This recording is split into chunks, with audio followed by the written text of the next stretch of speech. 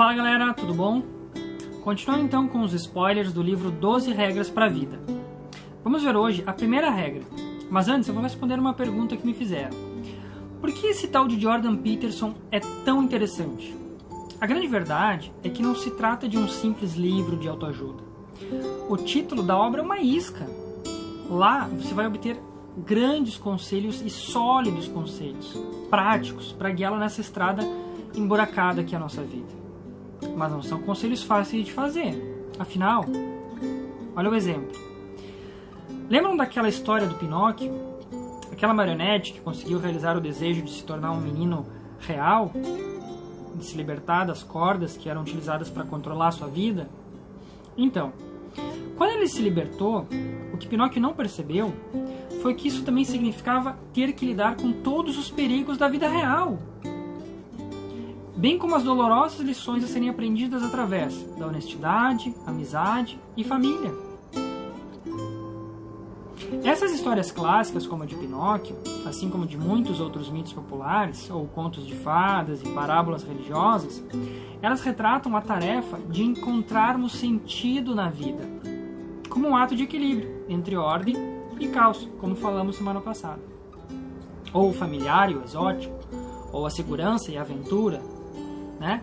As pessoas continuam transmitindo e relendo esses textos históricos, junto com obras de filósofos como Sócrates, Aristóteles, porque ansiamos por valores e regras universais para termos darmos significado à nossa vida. É disso que se trata, valores e significados. Esses são os temas então que o autor Jordan Peterson levou em consideração ao criar uma lista com 12 desses valores, para nos ajudar nesses tempos caóticos de hoje em dia. Vamos então à primeira regra. Costas eretas, ombros para trás. Ele fala de hierarquias, e as hierarquias são comuns na nossa vida em sociedade, em todo o mundo. Portanto, na primeira regra, você vai saber como uma postura ereta pode ajudá-lo a enfrentar o mundo de forma mais corajosa. Em inglês, a gente utiliza como normalmente a expressão the pecking order, que em português significa a hierarquia do bico, para se referir à hierarquia de status presente entre membros de um grupo de pessoas ou de animais. Contudo, de onde veio essa expressão? A sua origem vem do zoólogo norueguês Thorleif Skjelderup, que estudava galinhas nos anos 20, e aí ele percebeu uma coisa, que ficou bem clara a hierarquia dessas aves. No topo dessa hierarquia estavam os animais mais fortes e saudáveis, que sempre picavam primeiro quando a ração chegava para os frangos. No fundo estavam as galinhas mais fracas, com as penas caindo, que só conseguiam picar as sobras de migalhas. Porém, essas hierarquias de status desse tipo não se limitam a galinhas apenas. Elas ocorrem naturalmente em todo o reino animal. Com todos os animais acontece isso. E se você for como a maioria das pessoas, não pensa muito em lagosta, não é? A menos que esteja comendo uma. No entanto, o seu sistema nervoso das lagostas é relativamente simples, com neurônios como os nossos, as células mágicas do cérebro, que são grandes e facilmente observáveis. Por causa disso, os cientistas puderam mapear o circuito neural das lagostas com muita precisão. E isso nos ajudou a entender a estrutura e o funcionamento do cérebro e o comportamento de animais mais complexos, incluindo os seres humanos. Nesse sentido, as lagostas têm mais em comum com você do que você possa imaginar. As lagostas vivem no fundo do oceano, certo? Elas precisam de uma casa lá embaixo.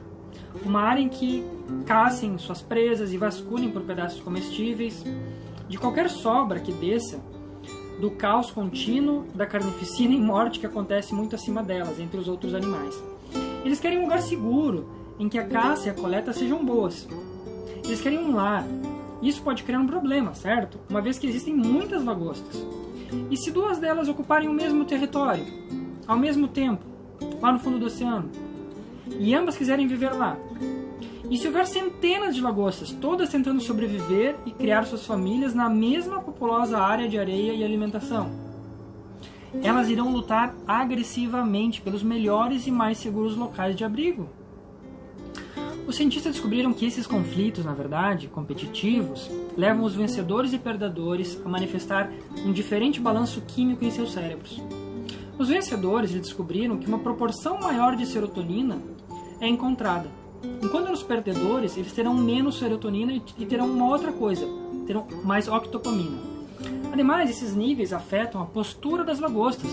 A serotonina vai fazer que as vencedoras sejam mais ágeis, com uma postura mais ereta e agressiva, enquanto a octopamina vai fazer com que os perdedores fiquem mais tensos, prostrados, numa atitude mais defensiva, o que vai levar essas lagostas com a postura mais ereta para ser maiores, mais intimidadoras, fazendo com que os animais mais prostrados permaneçam submissos. E olha que interessante, os níveis de serotonina no cérebro das lagostas podem ser aumentados com o uso de medicamentos antidepressivos, os mesmos antidepressivos utilizados em humanos, como o Prozac, por exemplo. As lagostas perdedoras, nas quais esses medicamentos são administrados, elas deixam de ficar prostradas e tímidas e passam a adotar a postura ereta e combativa. É fascinante perceber essas hierarquias e ciclos que são semelhantes, não se restringem em animais, mas também se aplicam aos humanos. Estudos têm mostrado que aqueles indivíduos que se encontram nas garras, como de vícios, de álcool, drogas ou depressão, eles são menos propensos a se engajar em uma situação competitiva, o que apenas reforça a sua inatividade, a baixa autoestima e a depressão em que esses indivíduos se encontram, como as lagostas perdedoras. Por outro lado, aqueles que em uma série de vitórias frequentemente apresentam uma linguagem corporal imponente, confiante, e o que pode ajudá-los a manter a sua raia viva. Assim como as lagostas, os humanos estão se medindo constantemente uns contra os outros. É inegável que essa percepção de hierarquia e de dominância está presente em nosso consciente coletivo, sendo ilustrado, por exemplo, por aquela passagem bíblica.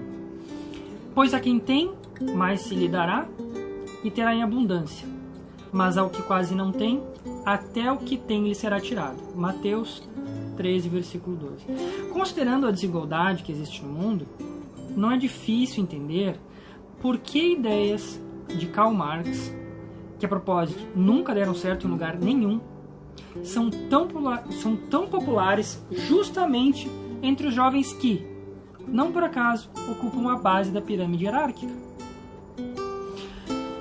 O professor da Universidade de Stanford, nos Estados Unidos, Walter Scheidel, publicou em seu livro O Grande Nivelador, Violência e a História da Desigualdade desde a Idade da Pedra até o século XXI, onde diversas evidências científicas demonstram que a desigualdade entre seres humanos vivendo em sociedade existe desde a Idade da Pedra, quando os seres humanos deixaram de ser nômades para serem sedentários, de forma a poder cultivar alimentos, criar animais e repassar seus bens para gerações futuras.